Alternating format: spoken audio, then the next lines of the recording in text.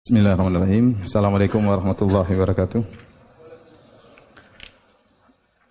Alhamdulillahi ala ihsanih wa syukru lahu ala taufiqihi wa amtinanih wa asyhadu an la ilaha illallah wahdahu la syarika lahu ta'ziman li sya'nih wa asyhadu anna Muhammadan abduhu wa rasuluhu da'ila ridwanih.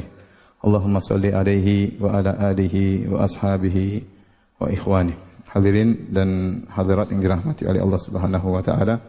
Kita melanjutkan pembahasan kita dari pembahasan matan al-aqidah al-wasithiyah, dan pada pertemuan kemarin kita masih berhenti pada sifat al-ilm. Sifat Allah Subhanahu wa taala di antaranya adalah sifat al-ilm. Dan ini adalah pembahasan-pembahasan yang indah yang kita mendalami tentang sifat-sifat Allah Subhanahu wa taala.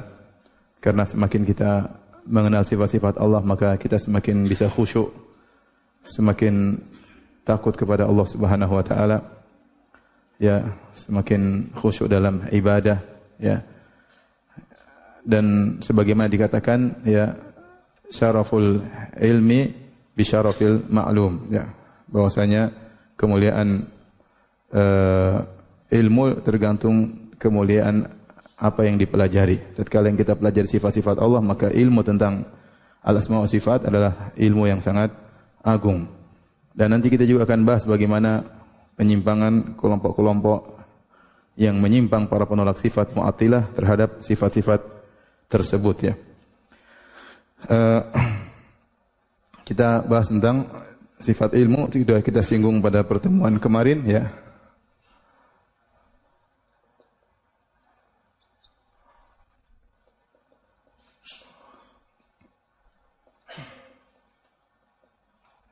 Kemarin kita sudah sebut bahwasanya ilmu Allah Subhanahu wa taala meliputi apa? Ilmu yang azali, ilmu azali, kemudian apa? Ilmu tentang yang sedang terjadi,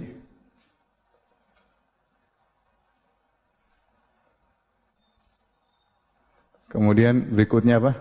Ilmu tentang sesuatu yang tidak terjadi,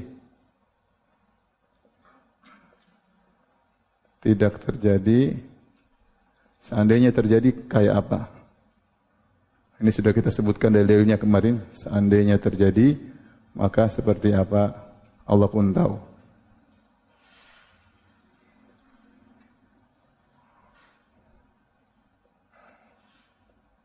Kemudian mungkin bisa ditambah tentang apa?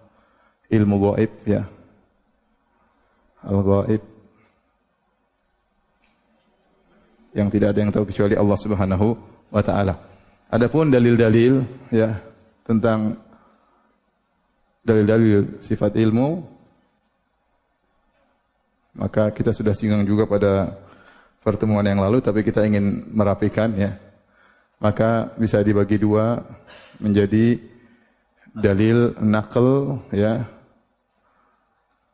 Dalil naql itu maksudnya Al-Quran dan Sunnah, Alkitab dan Sunnah. Disebut dengan naql karena Al-Quran dan Sunnah dinukilkan, ya, melalui para sahabat, disebut dengan dalil naql. Yang kedua, dalil akal, dalil akal, ya, akal. Kenapa saya perlu membagi seperti ini? Karena untuk membedakan kita dengan Mu'attilah, dengan Jahmiyah, Asy'ariyah, Mu'tazilah, karena mereka menetapkan sifat-sifat Allah murni dengan apa? Akal. Ya. Adapun dalil mereka lihat dulu, kalau cocok dengan akal mereka tetapkan, kalau tidak cocok maka mereka takwil atau mereka tolak. Bahkan sudah kita singgung juga ada sebagian orang Asy'ariyah yang membantah kenapa pakai dalil nakal. Harusnya untuk sifat-sifat Allah hanya pakai dalil apa? Akal, ya. Adapun Ahlussunnah asalnya dalil nakal yang jadikan dalil. Akal enggak cocok, akal yang diperbaiki. Berarti akalnya yang enggak beres. Bukan sebaliknya. Bukan sebaliknya. Kalau mereka dalil yang ditimbang dengan akal. Kalau kita sebaliknya, akal yang ditimbang dengan apa? Dalil. Dengan akal. Taib. Adapun dalil dari an-nakal, ya, dari Alkitab banyak, ya. Dari As-Sunnah, ya. Al-Quran banyak sekali, ya. Ya, misalnya kata Allah, anzalahu bi'ilmih. Anzalahu bi'ilmihi, ya. Allah menurunkannya dengan ilmu Allah Subhanahu wa taala. Rabbana ya wasi'a kulla syai'. Rabbana wasi'ta kulla syai'in rahmatan wa ilma. Rabbana wasi'ta kulla syai'in rahmatan wa ilma. Ya Rabb kami sungguhnya Engkau meliputi segala sesuatu rahmat-Mu dan ilmu. Ya, lita'lamu anna Allah ala kulli syai'in qadir wa anna Allah qad ahata bi kulli syai'in ilma. Ya, agar mereka tahu bahwasanya ilmu Allah meliputi segala sesuatu. Intinya dalil terlalu banyak. Ya, sak pirang-pirang tentang apa? Dalil tentang sifat ilmu dalam Al-Qur'an banyak sekali. Adapun dalam hadis, ya, misalnya doa istikharah. Istikharah doanya apa? Allahumma inni astakhiruka bi ilmik. Allahumma inni astakhiruka bi ilmika wa astaqdiruka bi qudratik wa as'aluka min fadlikal azim fa innaka taqdir wa la aqdir wa ta'lam wa la a'lam innaka allamul ghuyub. Antum jarang istikharah ya? Kalau orang yang istikharah insyaallah hafal doa ini ya. Jadi biasanya orang istikharah kalau mau nikah ya. Baru istikharah ya. Karena antum nikah cuma sekali, istikharah cuma sekali.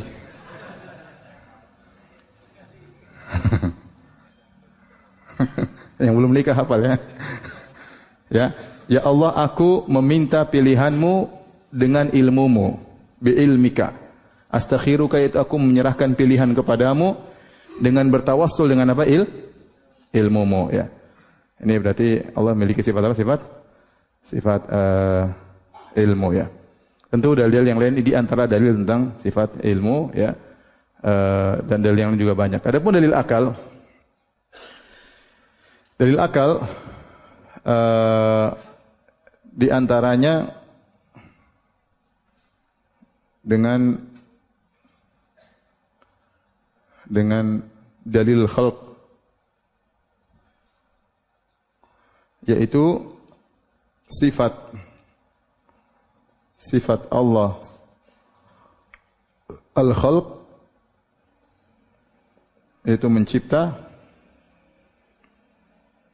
melazimkan sifat ilmu bagi Allah. Ibnu Taimiyah rahimahullah taala waktu menyebutkan dalil khalq menunjukkan sifat ilmu, dia menunjukkan dari 5 sisi ya. Cuma saya sebutkan beberapa sisi aja. Bagaimana dalil khalq? Kalau kita sudah menerima Allah menciptakan, berarti Allah pasti punya ilmu. Dari sisi mana? Pertama ya, Allah berfirman ya dalam Al-Quran, Ala ya'lamu man khalaqa. Tidakkah yang menciptakan tahu tentang apa yang dia ciptakan? Ya, tidakkah yang menciptakan tahu tentang apa yang dia ciptakan? Ya, dan itu sesuatu yang sangat logis. Kalau seorang penemu menemukan sesuatu, dia tentu punya ilmu tentang apa yang dia temukan tersebut. Namun di antara sisi pendalilan, saya sebutkan di antaranya ya bahwasanya tidak mungkin Allah mencipta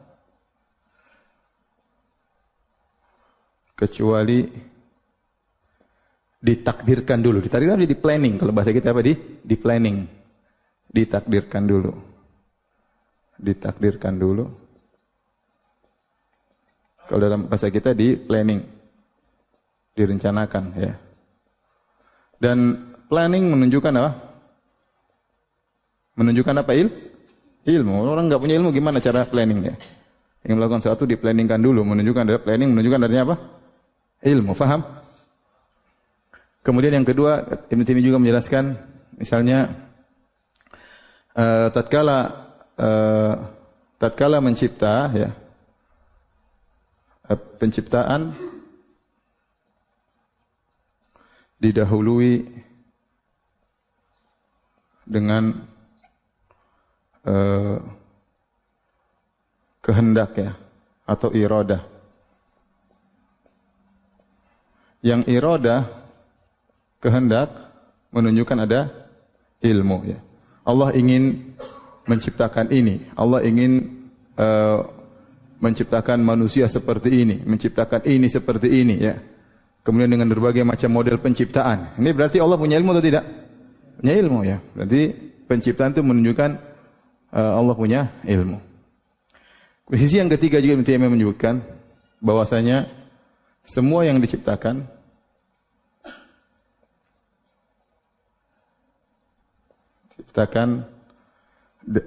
oleh Allah melazimkan Sang Pencipta tahu tentang kondisi penciptanya, kondisi ciptaannya. Ciptaannya jelas ya. Ini di antara sisi pendalilannya. Kalau Allah sudah planning punya ilmu, Allah berkehendak punya ilmu, setelah Allah ciptakan juga Allah tahu tentang apa yang Dia ciptakan. Iya enggak? Dia tahu ya. Jadi tiga sisi ini sebelum Allah menciptakan, planning butuh apa? Ilmu. Berkehendak juga butuh ilmu. Setelah diciptakan juga Allah tahu tentang apa yang Dia ciptakan. Kembali kepada firman Allah, "Ala ya'lamu man khalaqa." Maka penciptaan menunjukkan kelazimannya ada sifat apa? Ilmu. Yang kedua dalil kamal.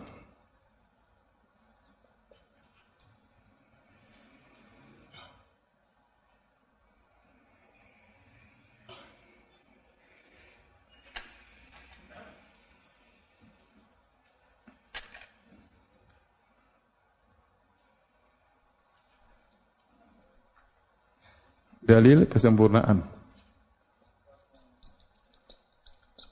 Dan ini juga dari dua sisi, ya. Dari sisi pertama, ya, dengan namanya kias aulawi. Kias aulawi. Aulawi itu lebih utama. Allah berfirman, "Walillahi al-mathalul a'la." Penerapannya bagaimana? Penerapannya, jika makhluk berilmu, maka Tuhan harusnya lebih apa? Harusnya lebih berilmu.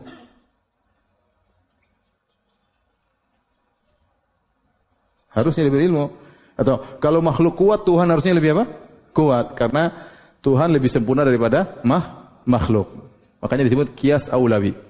Dalam kias ada tiga, namanya kias aulawi, ini diperbolehkan antara Allah dengan makhluk, Allah lebih utama. Namanya kias tamtsili sama kias syumuli. Tapi anak enggak usah bahas, nanti bingung ya. Ini aja deh ya. Ya. Yang tidak boleh di antara kias tamtsili itu menyamakan. Taib, sisi kedua bahwasanya ada suatu patah Arab, faqidu syai' la yu'ti. Yang artinya pepatah Arab ini,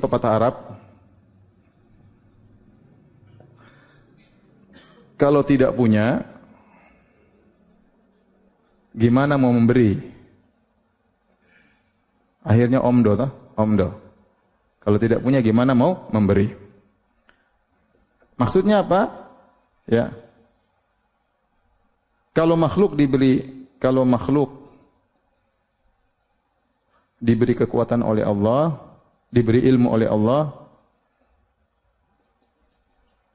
berarti apa? Berarti Allah punya ilmu. Ya. Wa ma utitum minal ilmi illa qalila. Kata Allah Subhanahu wa taala, wa ma utitum minal ilmi illa qalila. Tidaklah kalian diberi ilmu dari Allah kecuali cuma apa? Sedikit. Ini dalil Ahlus Sunnah wal Jamaah, baik dari Al-Qur'an, dalil kitab dan sunnah, maupun dalil apa? Akal. Inilah cara pendalilan Ahlus Sunnah. Pun Ahlul Bidah mereka hanya memakai dalil akal. Taib, kalau sudah tolong dihapus, nanti saya lanjutkan lagi.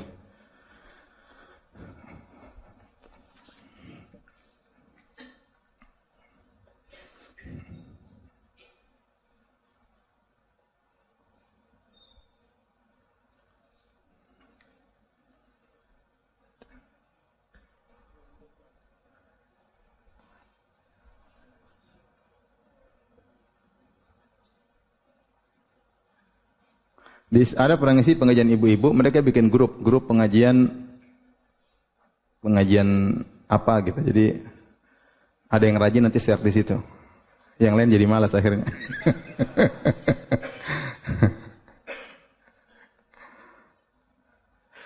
Baik, kalau sudah tolong dihapus.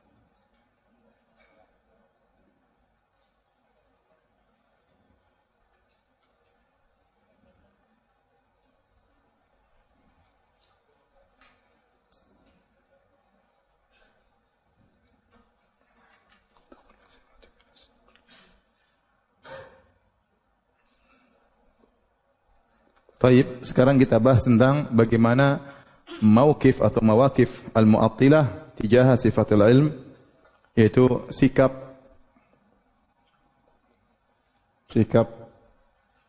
para penolak sifat terhadap sifat ilmu.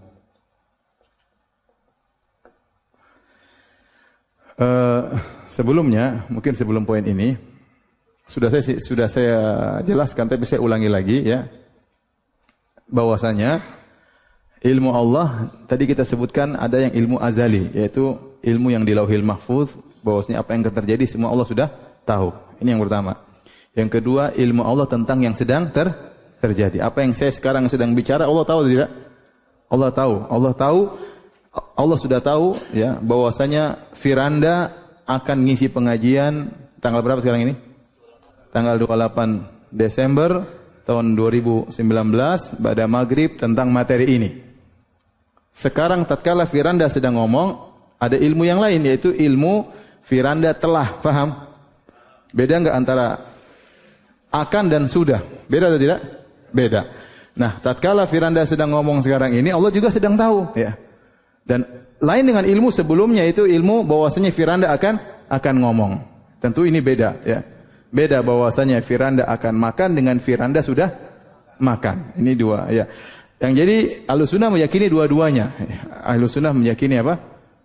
Dua-duanya. Bahwasanya apa yang terjadi sekarang pun Allah sudah tahu ya. Ya. Tetapi Ahlul Bidah, mereka yang ilmu sabik, ilmu azali, sebagian Ahlul Bidah sepakat, yang mereka masalahkan yang ilmu sedang sekarang. Karena ilmu tersebut berkaitan dengan makhluk dan makhluk mutaghayyirat. Makhluk itu berubah-ubah. Padahal mereka punya syubhat, tidak ada boleh suatu yang berubah-ubah pada zat Allah. Masih ingat syubhat ini?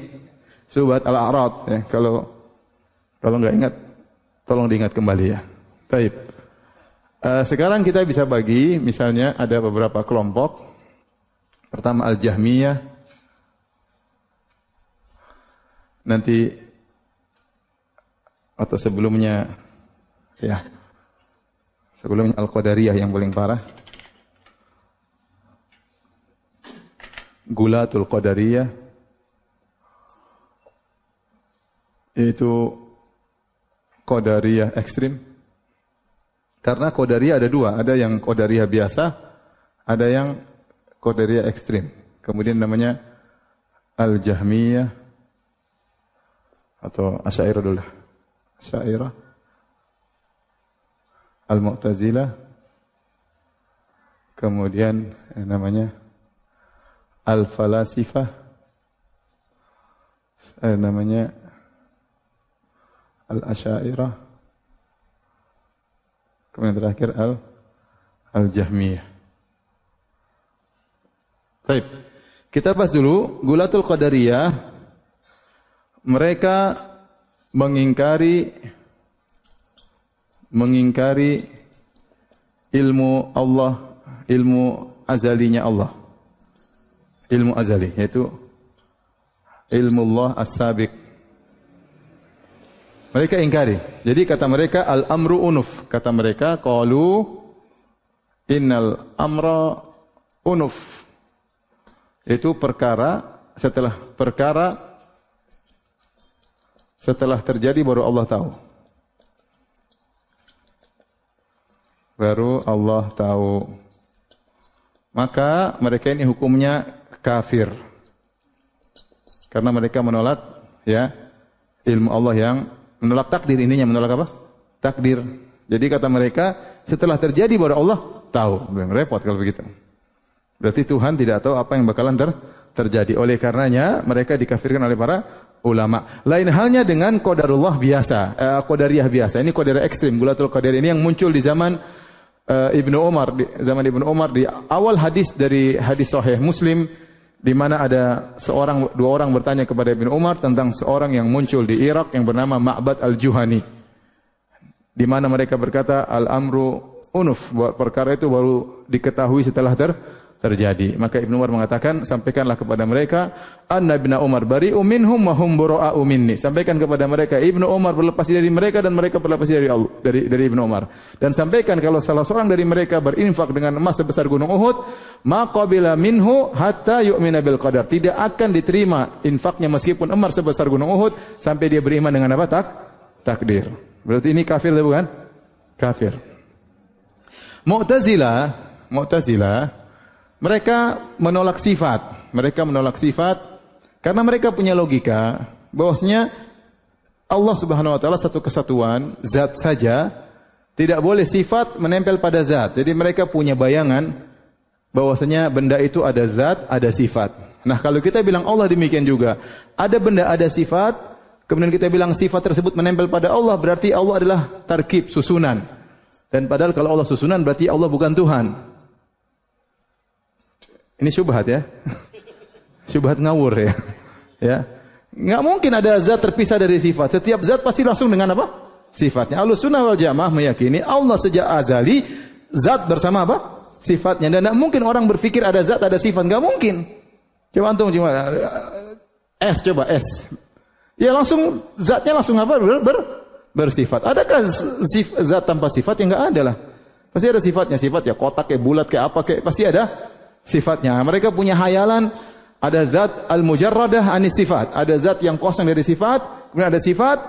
Kalau kita tempelkan sifat ke Allah, berarti sifat juga qadim, Allah juga qadim, sama-sama azali, berarti kita syirik. Sementara yang meninggalkan Tuhan saja mengatakan Trinitas dikafirkan oleh Allah, apalagi kalau kita bilang sifat banyak, sifat Allah sampai berapa, berarti Tuhan banyak. Dan ini perkataannya Al-Qadhi Abdul Jabbar, orang Mu'tazilah ya. Sehingga mereka menolak sifat. Nanti enggak tahu kapan kita bahas lagi ya. Enggak usahlah dibahas itu ya. Itu sesat, enggak usah dibahas ya. Jadi mereka menolak sifat. Mereka menolak sifat dengan hayalan mereka. Karena hayalan mereka kalau menetapkan sifat-sifat Allah juga azali, bersama zat juga azali, berarti syirik. Karena melazimkan banyak yang azali.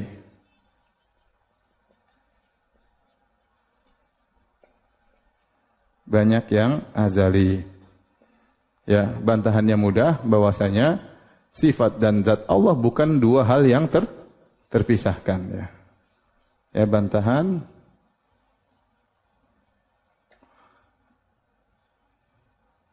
terpisahnya zat dan sifatnya itu hanya khayalan. Hanya khayalan, tidak ada di alam nyata.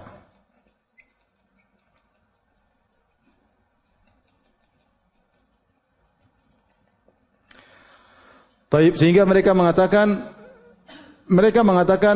Allahu alimun huwa dzatuhu. Allah berilmu dan ilmu itulah zatnya. Jadi mereka tidak mau bilang Allah berilmu dengan sifat ilmu, enggak mau mereka.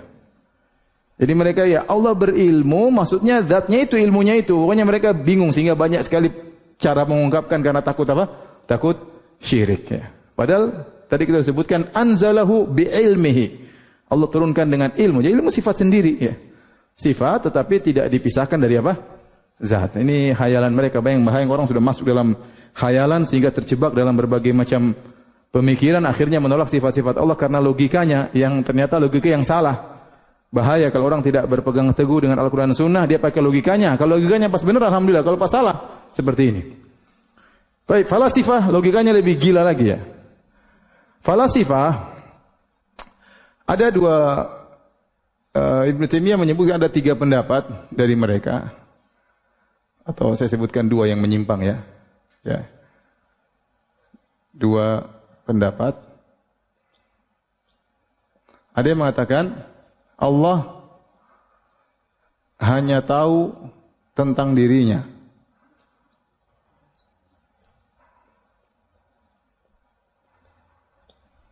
Namun dan tidak tahu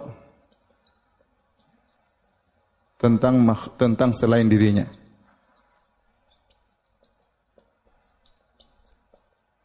Itu tidak tahu tentang makhluk. Kenapa tidak tahu tentang makhluk? Ya karena makhluk berubah-ubah. Ya. Nanti ilmu Allah apa berubah? Padahal Allah statis. Atau mereka mengatakan makhluk itu banyak melakukan yang buruk-buruk. Satu zina, satu ini, satu beol, satu pipis, satu muntah. Masa Allah mikirin kayak gitu-gitu katanya. Jadi kata mereka Allah tidak pantas untuk memikirkan apa makhluknya. Allah hanya tahu tentang apa? Dirinya. Ya ini nama saja Allah jahil, itu enggak? Berarti yang saya sedang ngomong ini Allah tidak tahu dong. Ya. Bahaya. Ini pakai logika saja. Awalnya logika apa? Makhluk itu kan selalu berubah-ubah. Ilmu Allah tidak pantas untuk memikirkan seperti itu atau ikut berubah sesuai dengan perubahan maklumat. Ya. Antum paham tidak sih? Ya udah anggap saja paham ya. Pendapat yang kedua, Allah tahu tentang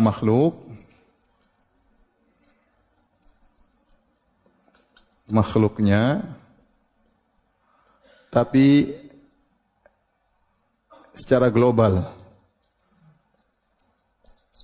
bukan terperinci. Apa? Bil ilmi kulli la tafsili. Ya, ini sama saja intinya. Allah juga hanya tahu secara global. Global tidak tahu secara terperinci ya. Kita saja bisa tahu orang lain dengan terperinci. Kalau kita ikut pasang CCTV, kita tahu enggak dia terperinci? Tahu dia gini, kita tahu semuanya. Bagaimana Allah tidak tahu makhluknya secara terperinci? Allah hanya tahu secara global. Allah punya makhluk. Terperinci enggak tahu. Sama, syubhatnya sama. Gara-gara ini, makanya orang-orang falasifah dikafirkan oleh Ghazali.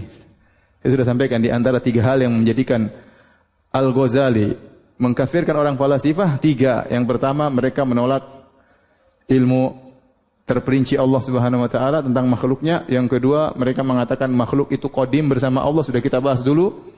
Yang ketiga, mereka mengatakan manusia dibangkitkan cuma ruhnya tanpa jasad. Salah satu sebab ini gara-garanya mereka dikafirkan oleh siapa?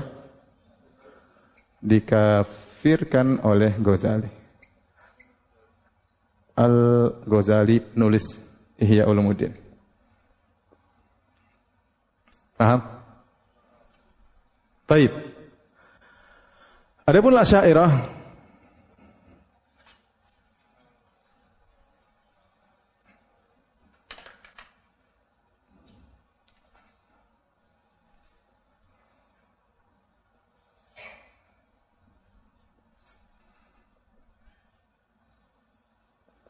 Asy'ariyah tadi kita sebutkan, kita bilang bahwasanya ilmu Allah ada 2 ya, atau ilmu Allah bisa kita perinci.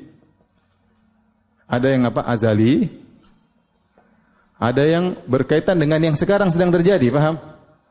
Yang berkaitan dengan makhluk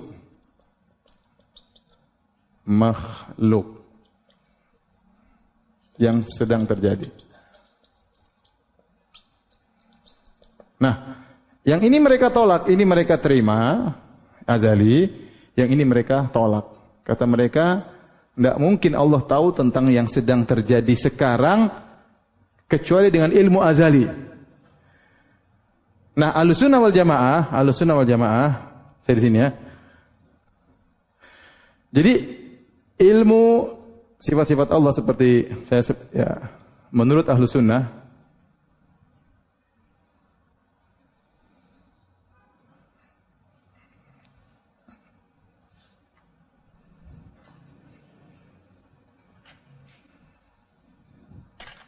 nanti ini perlu kita bahas juga berkaitan dengan masalah sifat yang lain. Menurut Ahlussunnah,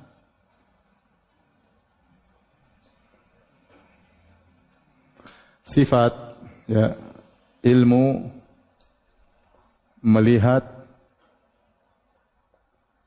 basar mendengar, misalnya berbicara dan lain-lain, ini bisa ditinjau dari dua, ditinjau dari asalnya, maka dia qadim, azali. Ditinjau dari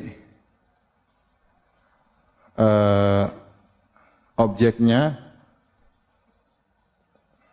maka dia hadis, yaitu baru atau hadis.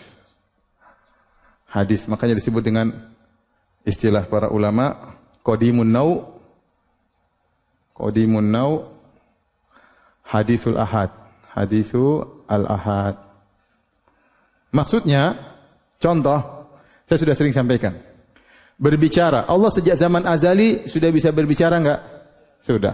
Tapi kapan Allah bicaranya terserah Allah.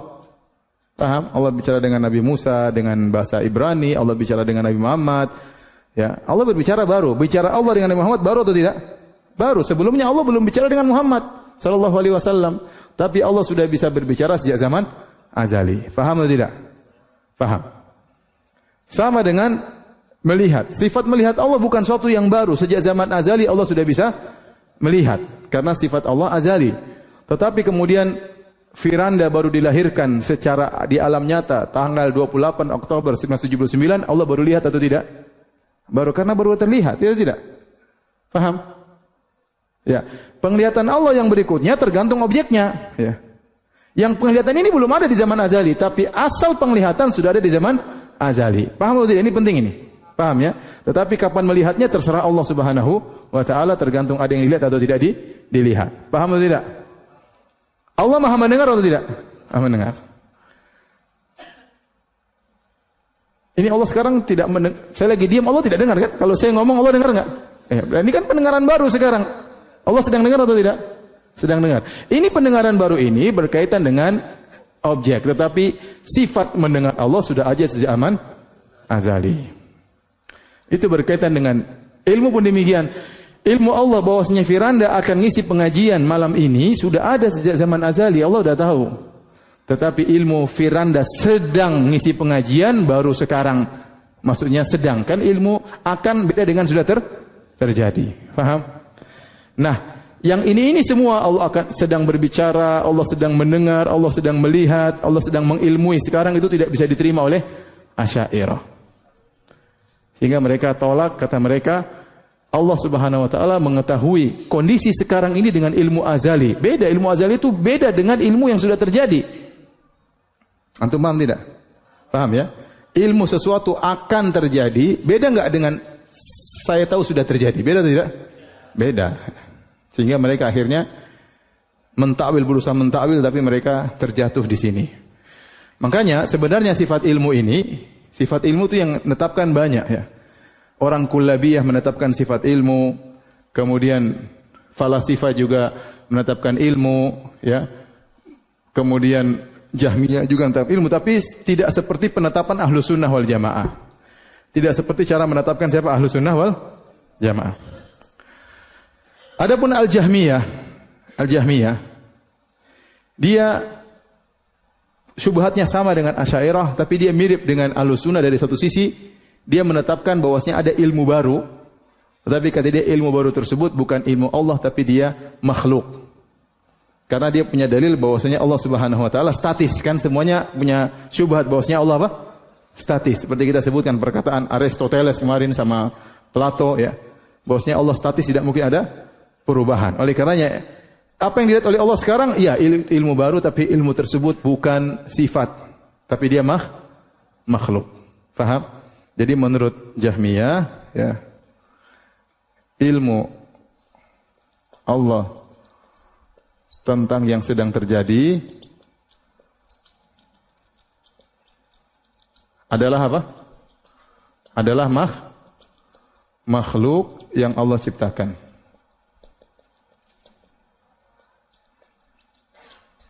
Ini semua ngawur ya. Semuanya ngawur, yang benar adalah Ahlus Sunnah wal Jamaah ya.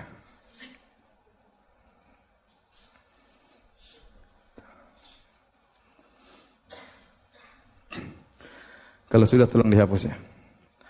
Anda enggak terlalu berharap antum bisa paham yang ini. Yang penting Ahlus Sunnah yang antum paham. Bahwasanya Allah mengetahui secara detail terperinci. Karena itu yang berkaitan kita dengan keyakinan kita dengan Allah Subhanahu wa taala. Adapun keyakinan menyimpang ini ente lupakan, enggak apa-apa. Enggak ada masalah. Jadi enggak usah difoto juga enggak apa-apa.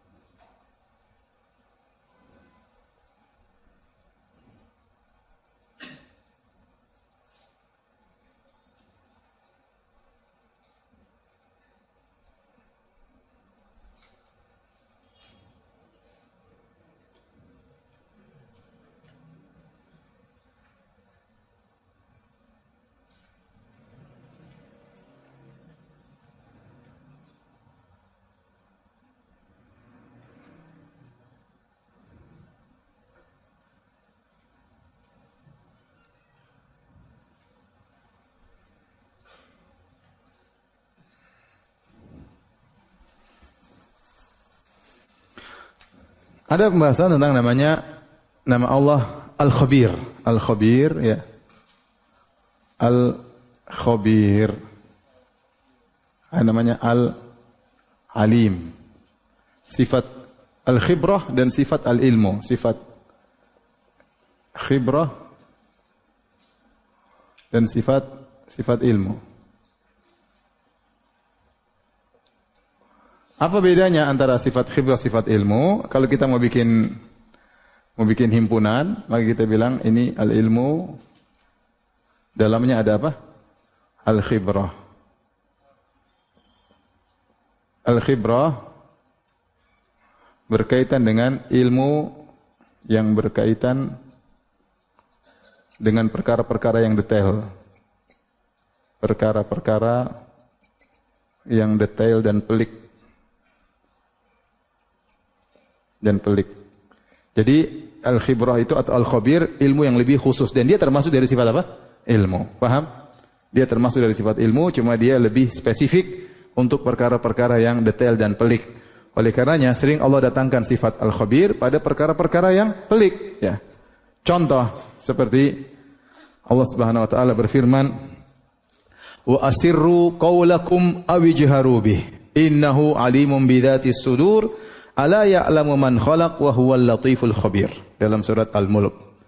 Kata Allah, sirkanlah perkataan kalian, bisik-bisikanlah, atau kalian keraskan pembicaraan kalian.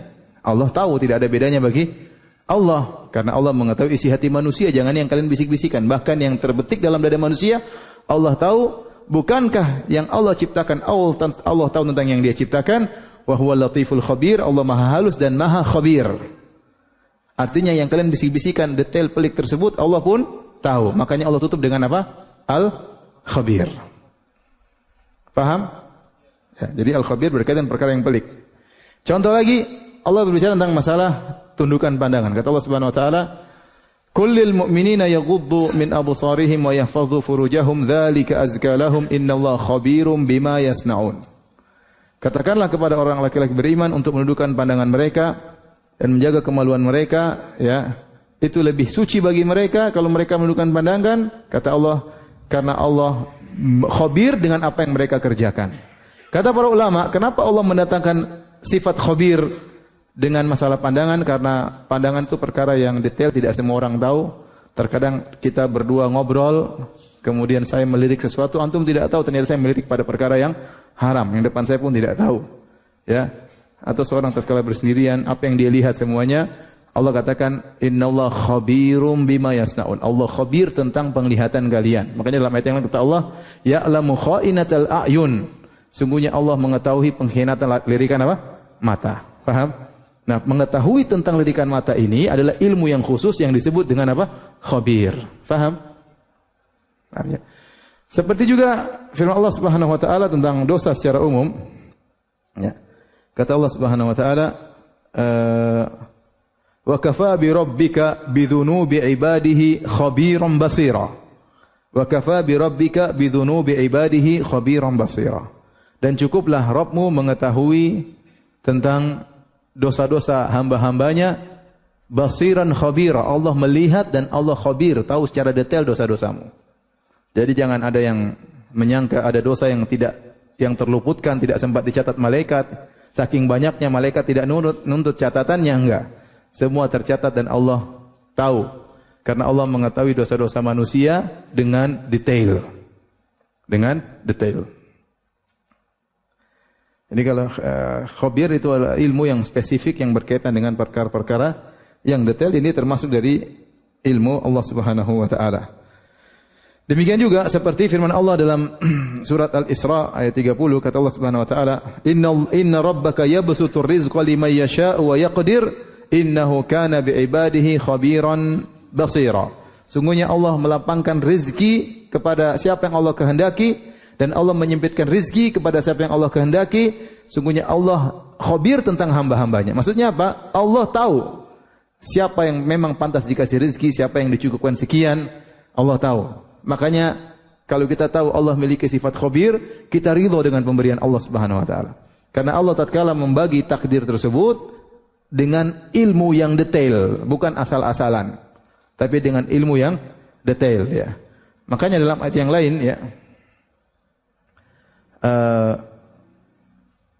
kata Allah Subhanahu wa taala, "Walau basatallahu ar-rizqa li ibadihi labaghaw fil ard, walakin yunazzilu biqadarin ma yasha, innahu bi ibadihi khabirum basir." Kata Allah Subhanahu wa taala, kalau Allah lapangkan rizki, semuanya dikasih rizki kepada hamba-hambanya, labaghaw fil ard, maka mereka akan melakukan kerusakan. Tidak semua orang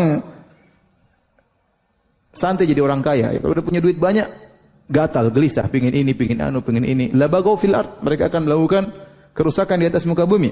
Walakin yunazzilu biqadari ma yasha, tapi Allah turunkan dengan ukuran yang Allah kehendaki pada masing-masing orang. Allah tutup ayatnya dengan berkata, innahu bi ibadihi khabirum basir. Karena Allah khabir terhadap hamba-hambanya. Allah tahu ini cocoknya sekian, ini. Dengan kita tahu bahwasanya Allah khabir, tatkala mentakdir kita ridho, ya sudahlah, memang saya sudah berusaha, ya Allah kasih segitu, sudah mau diapain? Ya. Sudah pingin poligami enggak dapat, sudah itu khabir, Allah tahu segitu. Belum saatnya. Entah sampai mati ada saat atau tidak, enggak tahu. Maksudnya sudahlah, rizki itu kita sudah, mending kita berusaha, bukan berarti kita malas, kita berusaha. Tetapi walakin yunazzilu biqadari ma yasha, tapi Allah turunkan sesuai dengan ukuran yang Allah kehendaki. Jangankan rizki, hujan saja Allah turunkan dengan ukurannya. Ya, kapan Allah jadikan rintik, kapan Allah jadikan hujan yang besar, kapan Allah jadikan banjir, itu Allah sudah atur semuanya.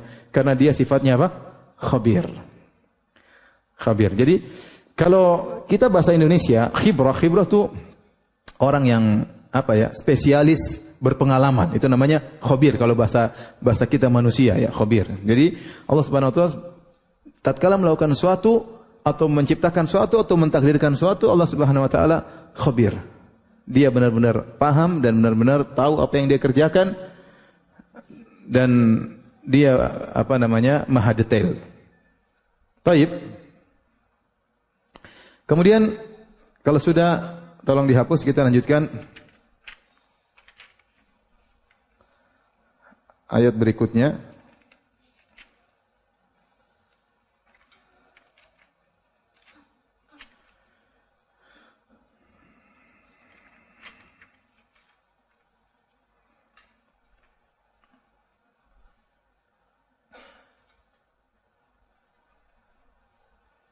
Selanjutnya Ibnu Taimiyah rahimahullahu taala ya.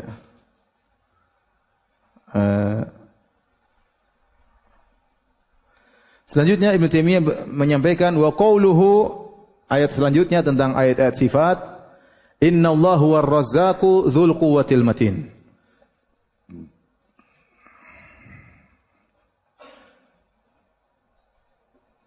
Ayat berikutnya di akhir surat Zariyat, wa qauluhu, ini matan apa?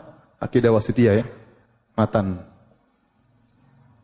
akidah Wasithiyah. Ya. Wa qauluhu innallaha huwar razzaq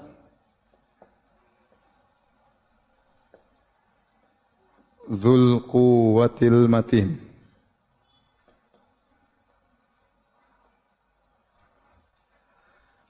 Ya, artinya sesungguhnya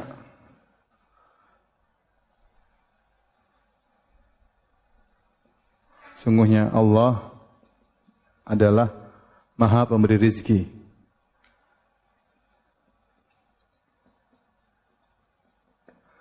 Dzul Quwwah, pemilik kekuatan yang kokoh, yang sangat kokoh. Sangat kuat ya, sangat kokoh ya. Taib, ini yang sedang dibahas oleh Syekh Islam Taimiyah, di antaranya ada beberapa sifat di sini. Ada sifat pertama, sifat Ar-Razzaq ya, atau Ar-Razq. Pertama sifat Ar-Razq, yang kedua sifat Al-Quwwah, yang ketiga sifat Al-Matin ya. Yang pertama kita bahas adalah sifat Ar-Razq. Sifat Ar-Razq pakai fathah. Kalau sifat ini sifatnya, sifat pemberi rezeki. Pemberi rezeki. Yang memberi rezeki namanya Ar-Razzaq. Maha pemberi apa?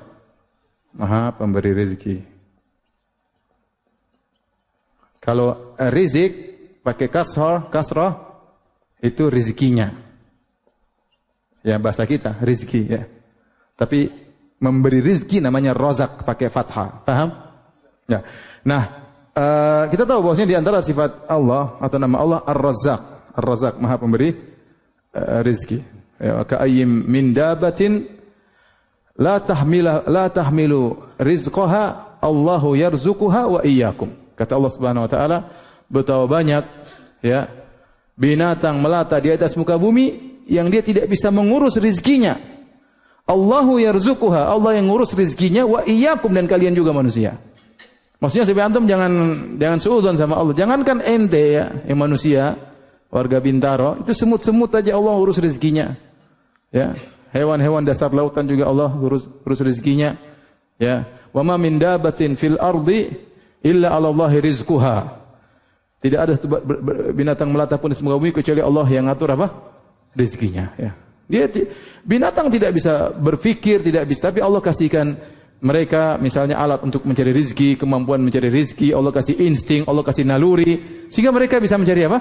Rezeki. Tapi saatnya dia mati, ada cara-caranya Allah bikin dia mati. Entah sudah tua, entah kelaparan, entah dikasih sakit, tapi waktunya mereka dikasih rezeki, Allah kasih apa?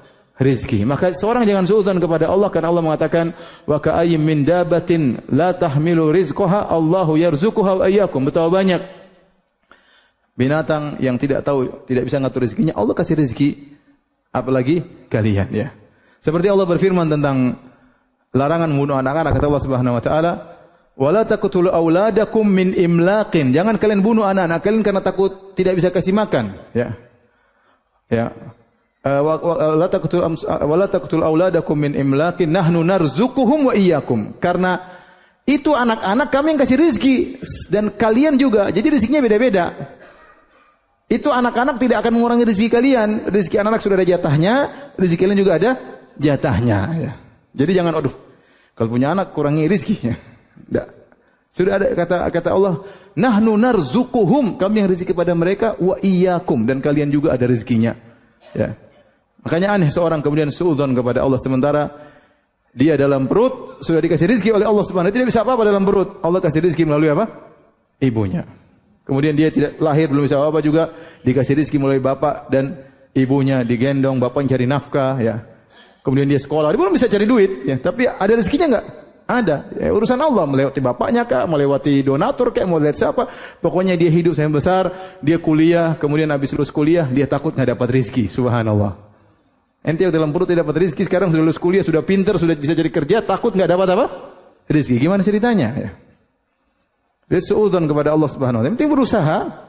Ya, tapi memang rezeki tidak bisa kita mau yang ya Allah yang kasih, mau kasih banyak sedikit urusan Allah Subhanahu wa taala, tapi ente pasti dapat rezeki. Saya bilang bukan sekali dua kali, sering kalau saya turun ke Jakarta dari pesawat, saya buka jendela lihat, Masya Allah, manusia sebanyak itu di Jakarta ya.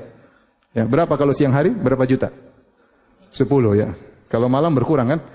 Siang hari 10 juta, 13 juta, subhanallah, itu semua bisa makan dan semuanya bisa kenyang. Rumah dempet-dempet manusia banyak, kita nggak lihat sawah, nggak lihat kolam ikan, tapi semua makanan bisa makan di Jakarta. Siapa yang mesti kasih rezeki? Allah Subhanahu wa taala. Terkadang lihat orang toko HP nih, misalnya saya di Saudi ada toko HP, kompleks toko HP, saya nggak tahu kalau di Indonesia. Saudi jejer-jejeran, tapi semuanya dapat pembeli. Subhanallah. Rezeki tidak ketukar, yang ini penjual ini dapat rezeki mungkin beda-beda, tapi semuanya bisa jualan, semuanya bisa jualan ya. Allah yang menggerakkan hati ini pengin beli di sini, yang sini pengin beli di sini. Subhanallah, kalau Allah semuanya ke satu, yang lain pada nggak makan. Tapi Allah atur hati mereka sehingga ini di sini, ini pengin beli sini, di sini. Semua sudah ada yang ngatur. Karena Allah adalah Ar-Razzaq, Maha Pemberi rezeki. Ya. Kemudian di antara sifat Allah juga dalam ayat ini adalah Quwwah, Dzul Quwwah, pemilik kekuatan. Apa bedanya Quwwah dengan Qudrah? Inna Allah ala kulli syai'in qadir, Allah Maha Qudrah, Maha kuasa atas segala sesuatu. Quwwah, kata Ibnu Utsaimin rahimahullah taala, al-quwwah kita tahu kan kekuatan. Al-quwwah apa artinya? Kekuatan. Kekuatan adalah lawan dari kelemahan. Adapun al-qudrah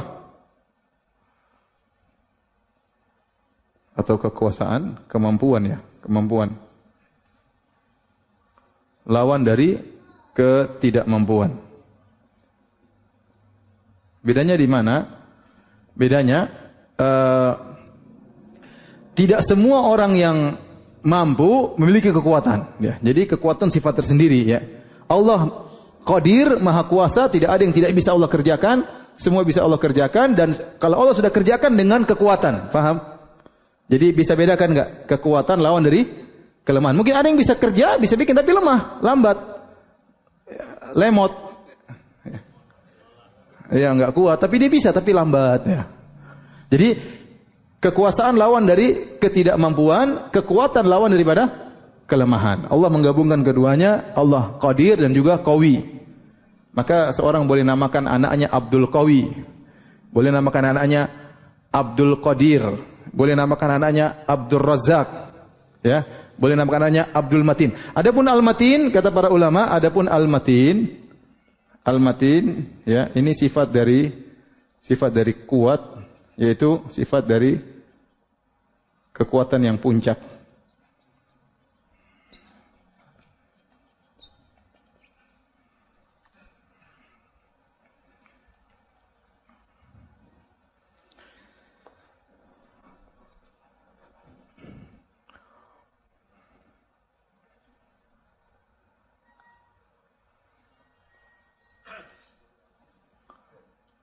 Makanya ketika kaum Ad sombong ya, kata Allah, fa amma 'adun fastakbaru fil ardi bighairil haqq wa qalu man ashaddu minna quwwah awalam yarau anna Allah alladhi khalaqahum huwa ashaddu minhum quwwah. Tatkala kaum Ad sombong di atas muka bumi tanpa hak, mereka sombong, mereka berkata, siapa yang lebih kuat daripada kami? Dan dia memang paling kuat waktu itu. Kata Allah, awalam yarau, tidakkah mereka melihat? Annallaha alladzi khalaqahum, Allah yang ciptakan mereka, huwa asyaddu minhum quwwah, lebih kuat daripada mereka. Ini tadi kias apa? Kias aulawi. Kalau makhluk kuat, Allah lebih tentu lebih apa? Lebih kuat. Dan kekuatan itu pun yang berikan siapa? Allah. Taib azan ya? Taib azan, kalau ada yang bertanya, mau lanjut apa pertanyaan? Pertanyaan aja ya. Nanti antum hang lagi. Pelan-pelan aja ya. Taib, silakan azan, kalau ada yang bertanya saya persilakan.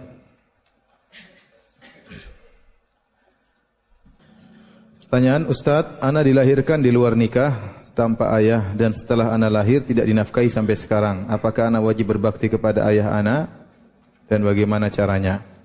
Jawabannya, anak yang lahir dari perzinahan atau di luar nikah, maka ayah tersebut bukan ayah syar'i. Maka tidak wajib untuk berbakti kepadanya ya. Tidak wajib berbakti kepadanya. Bahkan sebagian ulama tegas bahwasanya bukan mahramnya ya. Namun pendapat yang lebih benar bahwasanya kalau ayah tersebut bukan ayah yang syar'i,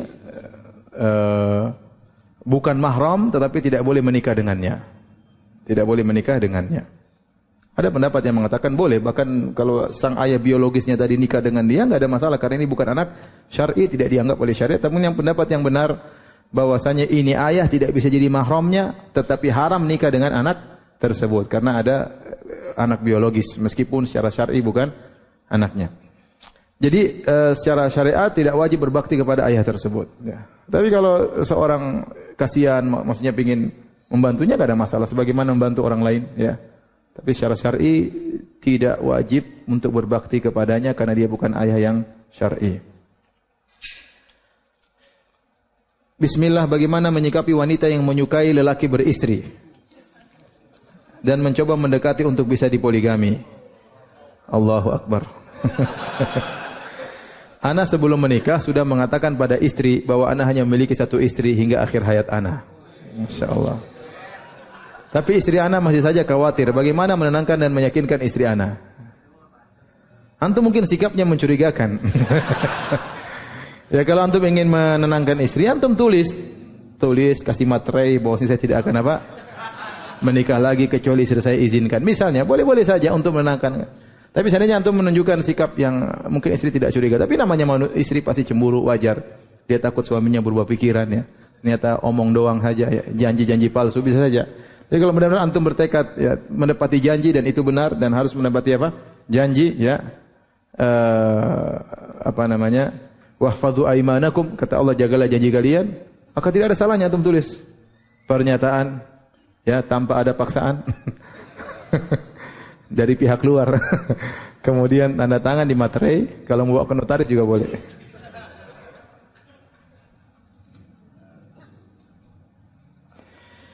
Ustaz, setelah saya berhijrah sesekali terlintas di pikiran saya berpikir buruk tentang Allah, tapi saya membenci pikiran ini. Apakah ini waswas setan? Iya, itu waswas setan dan itulah karena orang beriman maka diganggu oleh setan.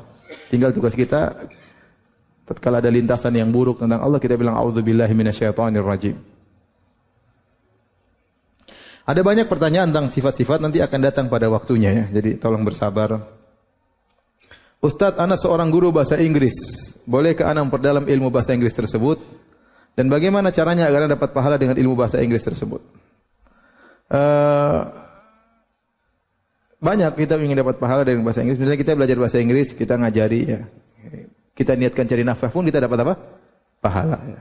Saya ngajar ini, kalau dia laki-laki saya ngajari bahasa Inggris untuk beri nafkah kepada istri saya misalnya, kan pekerjaan yang boleh ngajar bahasa Inggris, atau biar orang Islam mengerti bahasa Inggris agar tidak bahlul misalnya ya, boleh saja ya. Bahkan saya ingin belajar bahasa Inggris tapi saya nggak bisa ya. Kalau saya bisa bahasa Inggris mungkin saya bisa berceramah dengan bahasa Inggris, lebih bermanfaat bagi umat. Cuma saya tidak bisa.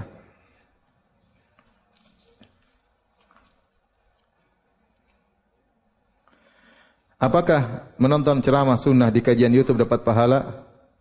Ya. Iya, dapat pahala ya. Dengar ceramah agama dapat pahala, berarti kita mengisi waktu dengan perkara yang bermanfaat. Ustaz, bagaimana memahami konsep tawakul dengan takdir? Apa kontradiksi?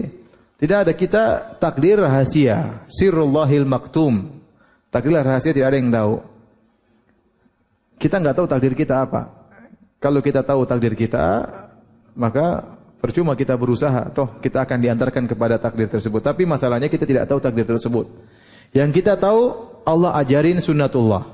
Berusaha, insya Allah ada hasilnya. Berdoa, insya Allah Allah kabulkan. Masalah takdir ente nggak tahu. Kalau ada yang mengatakan, Ustaz, kalau saya ditakdirkan miskin, percuma saya berusaha kerja keras tidak akan kaya. Benar, tapi kan kamu tidak tahu takdirmu apa. Kenapa kau cap takdirmu kau miskin? Kau berusaha dulu, kalau memang miskin, berarti benar takdirmu apa? Miskin. Ya, kalau kita kan nggak ada yang tahu ya.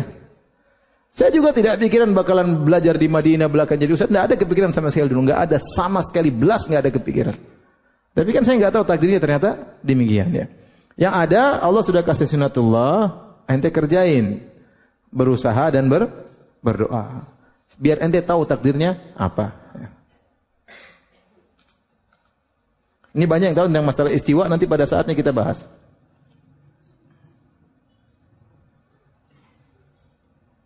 Ana bulan depan mengundurkan diri karena diletakkan di proyek riba. Kondisi ana tidak tahu bulan depan kerja di mana. Tapi ana yakin dan husnudzon kepada Allah tidak akan melantarkan anda dan keluarga. Mohon nasihatnya agar anda dan istri dapat husnudzon dan optimis. Ya, berdoa kepada Allah. Kalau orang-orang kafir saja Allah kasih rezeki, bagaimana orang yang bertakwa? Ya. Tetapi ingat, orang yang berhijrah biasanya dikasih apa? Ujian. Tapi tetap husnudzon, salat malam, jangan lupa puasa sunnah, minta kepada Allah Subhanahu wa taala. Masa Allah tidak perhatian sama hambanya? Terus husnudzon, berdoa, salat malam, puasa sunnah, jangan lupa. Kalau ada sebagian rezeki, sedekah. Terutama kepada orang tua. Ustaz, apakah kuku rambut yang terlepas seorang muslimah termasuk aurat? Sudah, kalau sudah terlepas buang aja, enggak ada masalah.